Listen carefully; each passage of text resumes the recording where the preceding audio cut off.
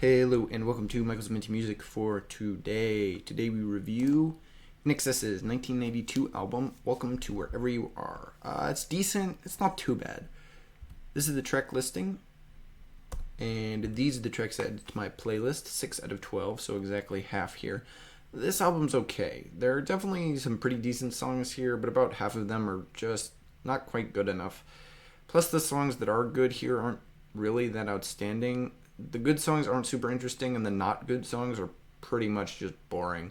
They tried to be a little bit different from their previous albums, and it doesn't work very well in my opinion. They got rid of the faster rock stuff, but still kept the slower, more alternative pop stuff.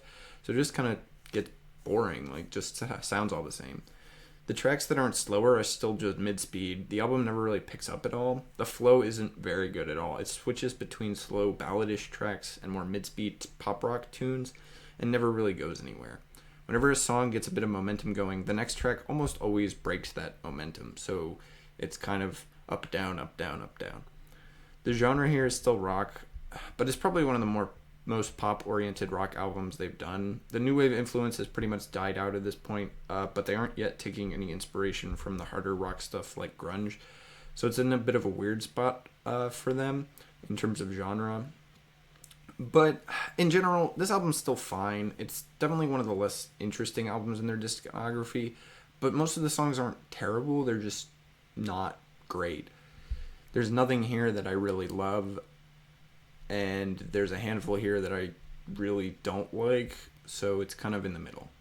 There were 3 singles released before the album, Heaven Sent, Not Enough Time, and Baby Don't Cry. My favorite track here is definitely 4th track, Taste It. It's the most hard rock, although it's still pretty poppy.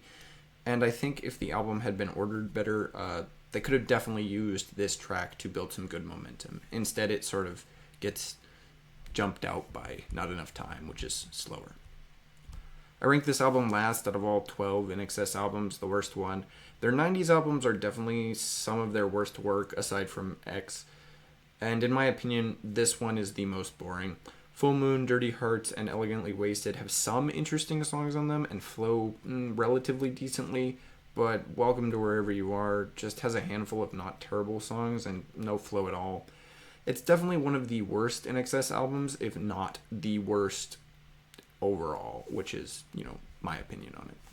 However, this album does manage to take my top spot from 1992 because there are no other options from that year.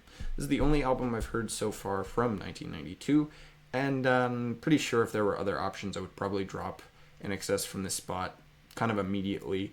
This album is not very good. It's not bad, but it's not very good. Next up is Imagine Dragons' brand new album, Loom, releasing this Friday. It's their shortest album so far, or it's supposed to be their shortest album so far, which is nice because their last album, Mercury Act 2, was definitely way too long. They needed to cut a bunch of tracks from that one. So I'm hopeful that this one will be a sort of return back to a little more conciseness and thus be pretty good. So stay tuned for that, and as always, stay minty.